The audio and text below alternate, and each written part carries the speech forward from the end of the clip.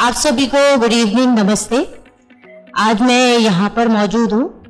एक छोटी सी स्टोरी सुनेंगे और वो स्टोरी कहीं पे बहुत ज्यादा तकलीफ वाली भी थी और वही कहते हैं ना कि जब एंड बहुत अच्छा हो तो आप वो सारी तकलीफ को भूल जाते हैं।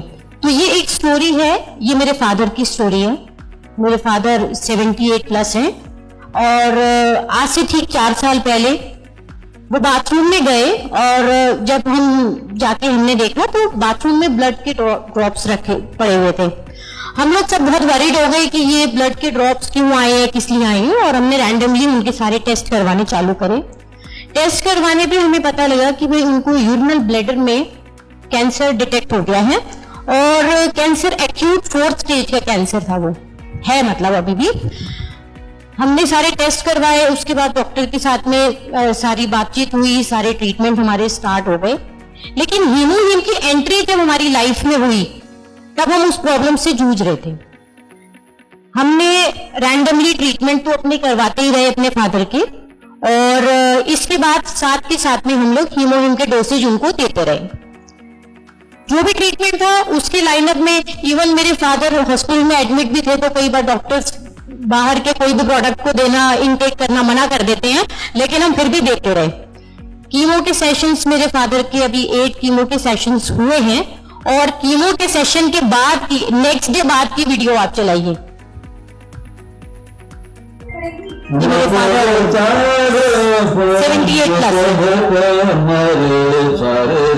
एग्जैक्टली इनकी कीमो के बाद की वीडियो है।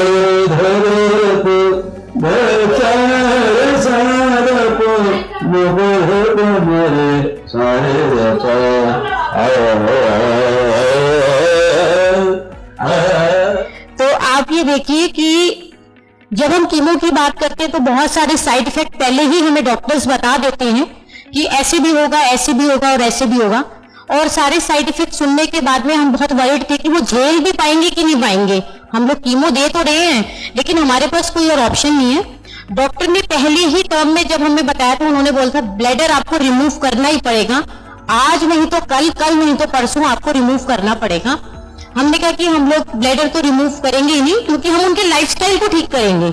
हम ब्लैडर को रिमूवल पे नहीं जाने देंगे, क्योंकि जितनी भी लाइफ है वो उनकी ऐसे ही कटे जैसे नॉर्मलाइज होती है। हीमोहीम देते रहे कंटिन्यू, उनका जो भी ट्रीटमेंट है वो भी चलता रहा। 2 बार हमने टर्ब की सर्जरी करवाई, उनने कोई बहुत बड़ी सर्जरी नहीं करवाई। टर्ब में उनके जो ट्यूमर्स थे उनको कट कर दिया गया, वो रोबोटिक सर्जरी करवाई थी। मैं मेडिकल टर्म इसलिए बार बार बोल रही हूँ कि मेडिकल आपको यूज करना ही पड़ेगा, मेडिसिन ट्रीटमेंट आपको यूज करना पड़ेगा, लेकिन प्रॉपर न्यूट्रिशन के बाद में, जैसे आज सर ने बताया, प्रॉपर न्यूट्रिशन के साथ में आप बड़ी से बड़ी प्रॉब्लम को ठीक कर सकते हैं और उसको कंट्रोल और क्योर भी कर सकते हैं। आज मेरे फादर यहाँ नहीं आए हैं क्योंकि उनको 4 साल में आज तक भी नहीं पता कि उनको क्या प्रॉब्लम है, क्या ट्रीटमेंट चल रहा है, क्योंकि ऐसा कोई साइड इफेक्ट आया ही नहीं आज तक। अभी उनका कल हमने उनकी इम्यूनोथेरेपी चालू की है। एग्जैक्टली इम्यूनोथेरेपी कल खत्म होने के बाद की वीडियो भी है हमारे पास। ये आज उन्होंने वर्कआउट किया है क्योंकि वो डेली वर्कआउट भी करते हैं। तो अगर आप बहुत अच्छे से न्यूट्रिशन, मेडिकल, इन सब चीजों को यूज करते, साथ में अच्छे सप्लीमेंट देते हैं। अब केवल हीमोहीम हमने नहीं दिया, हीमोहीम के साथ में शिलाजीत भी हमने दिया। जैसे जैसे श्वेता मैम मुझे रिकमेंड करती गई, हम लोग ब्लाइंडली सब चीजें लेते ही चले गए। हमने हीमोहीम लिया, इसके बाद शिलाजीत लिया, हमने मिल्क हेजल लिया।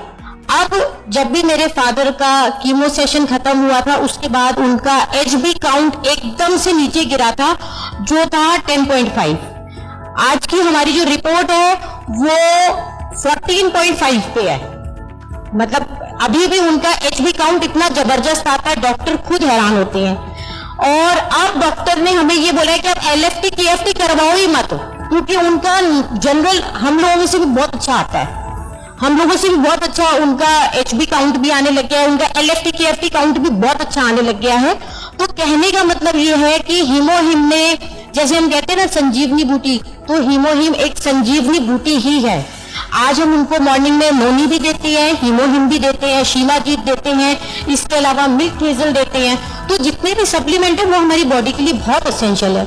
मेरे फादर को स्लीपिंग का पैटर्न बहुत खराब हो गया था, क्योंकि जब कीमो होती है तो अनईजी बॉडी होती ही होती है। स्लीपिंग पैटर्न आज की डेट में इतना बढ़िया हो गया है कि 8 o'clock वो सो जाते हैं, मॉर्निंग 4:30 उठते हैं, 4:30 वो उठ जाते हैं। जैसे सर ने बताया, अनाज हमने मैक्सिमम उनका अनाज बंद किया हुआ है, क्योंकि अच्छी डाइट देना बहुत जरूरी है।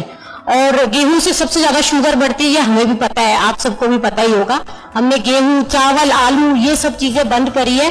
और ये सप्लीमेंट के साथ में अच्छा मेडिकेशन, इसके साथ में पॉजिटिविटी, जो भी आप ले रहे हैं, जो भी आप अपने नियर डियर को दे रहे हैं, आपको पॉजिटिव रहना बहुत जरूरी है। अगर आपको खुद को ही डाउट रहेगा तो आप किसी को रिकमेंड भी नहीं कर पाओगे कि आप ये लीजिए।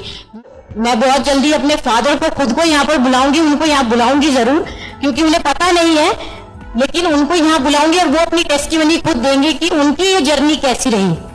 और अभी जो लास्ट उनके अभी फोटोग्राफ है वो भी आप नहीं, हाँ, तो अभी वो एक बहुत हेल्दी लाइफ जी रहे हैं, उनका ट्रीटमेंट अंडरगोइंग है, लेकिन उनको जितना रिलीफ आया है वो मैं आपको बता नहीं सकती। उनके हीमोग्लोबिन बहुत अच्छा है, उनके LFT KFT बहुत अच्छे हैं, उनकी विल पावर तो है ही है, और डेली ऑफिस गोइंग, कीमो के बाद वो डेली ऑफिस जाते हैं। ये मैम को भी पता है, मैम बात करती रहती है उनसे डेली। जब भी उनका कीमो के सेशन होते हैं उसके बाद वो सीधा अपने ऑफिस में होते हैं। वो राइटर भी हैं, सेंसर बोर्ड के मेंबर भी हैं, तो उनका वो पूरा टाइम उनका राइटिंग सब चीज चलती रहती है, तो वो कहीं पर भी लेथार्जिक नहीं हुए अभी तक भी। तो थैंक यू हीमो हिम भी कहूंगी, थैंक यू एटमी भी कहूंगी।